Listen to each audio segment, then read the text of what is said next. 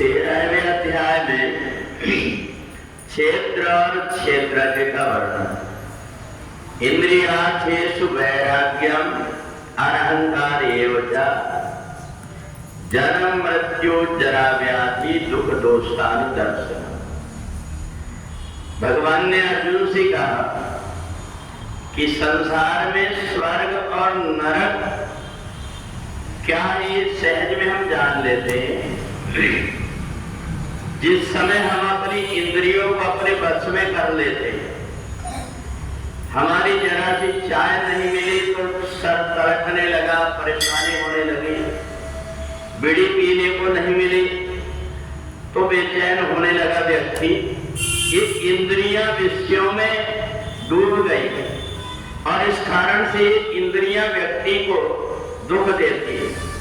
और अभी तो ठीक है, जब तक मुंह है तब तक के व्यक्ति इन विषयों का सेवन कर लेता, परंतु बाद में उससे जब शरीर छूट जाता है तो केवल सूक्ष्म शरीर रहता है, वहां मुंह भी नहीं होता, हाथ पैर भी नहीं होते, फिर जीवात्मा तड़पता। चाय का समय हुआ और जीवात्मा तड़पने लगता, मेरे को कहीं से चाय मिल जाए। जहां पर चाय बनती है उसके आसपास जीवात्मा मंडराते रहता है, सोचता है मेरे को कहीं से चाय मिले, परंतु पिए कैसे, उसका वो नहीं है, वो तो शरीर जला दिया गया। तो जब ये जीवात्मा बार बार परेशान होता विषयों के लिए और मिल नहीं पाती उसको, तो वो तड़प तड़प करके मूर्छित हो जाता है और मूर्छित होकर के और मर करके कीड़े मकोड़े की जिंदगी प्राप्त कर लेता है। इसी को नरक कहते हैं। और जिस व्यक्ति ने अपनी इंद्रियों को अपने वश में कर लिया, हम जो व्रत और उपवास करते हैं, इसका ये मतलब नहीं है कि अनाज छोड़ करके जो कुछ भी मन आए तो हमारा सब खाते जाए। उपवास का मतलब है कि हम भूखे रह करके भी देखेंगे कि हम भूखे रह सकते हैं क्या, क्योंकि मरने के बाद तो हमें भोजन नसीब नहीं हो पाएगा, मुंह नहीं रहेगा।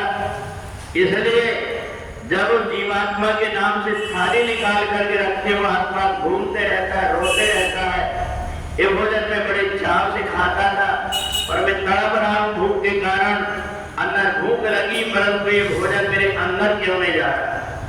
नरक विषयों को कहते हैं।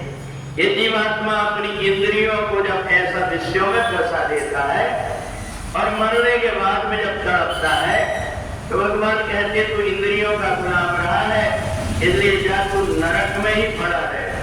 84 लाख जन्मों तक अपनी वासना के कारण, अपनी आदतों के कारण जीवात्मा नरक में पड़ा रहता है। और वही जो जीवात्मा ने अपने शरीर को संयमित कर लिया, जिसने बैठ करके देखा है मेरा पहले बचपना, मैं कैसे कैसे सबको देख करके हंसता था, धीरे धीरे मैं गैया मैया चलना सीखा, फिर उंगली पकड़ करके किसी की धीरे धीरे चलने लगा, फिर दौड़ने लगा।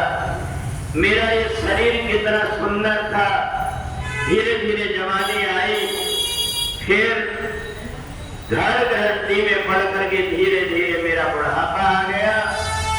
जो शरीर इतना सुंदर दिखता है, जब ऐना के सामने खड़े होता है, गाल बैठ गए, आंख में दिखाई नहीं दे रहा है, पूरे शरीर में झुर्रियां पड़ गई, देख देख करके सोचता है कि जब बचपना नहीं रहा, जवानी नहीं रही, तो ये बुढ़ापा के बाद में मेरी मौत आना।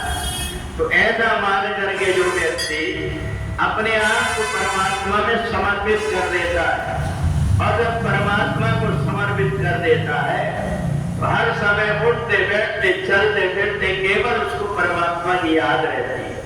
ये जितने परिवार के नाते हैं, ये नाते भी मेरे से छूट जाएंगे। जब मेरा अपना शरीर ही मेरे पास नहीं रहेगा तो शरीर से बने नाते कहाँ रह पाएंगे। ऐसा मान करके जब व्यक्ति को ज्ञान हो जाता है कि केवल परमात्मा के अतिरिक्त संसार में कहीं भी मन लगाए तो एक दिन रोना पड़ेगा, ऐसा मान करके जो केवल सबकी ममता ताज बटोरी, मम पर मनईवान बटोरी।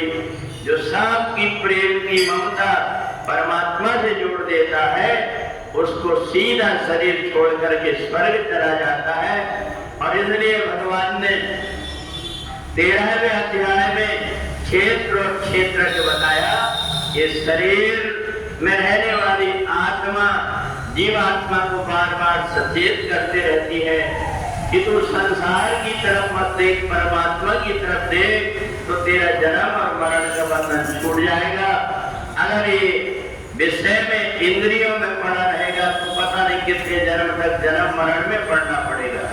और जब ये आत्मा अपनी बात में अडिग होकर के परमात्मा में लग जाती है तो जन्म मरण छूट जाता है, और संसार में लग जाती है तो आवागमन बना रहता है।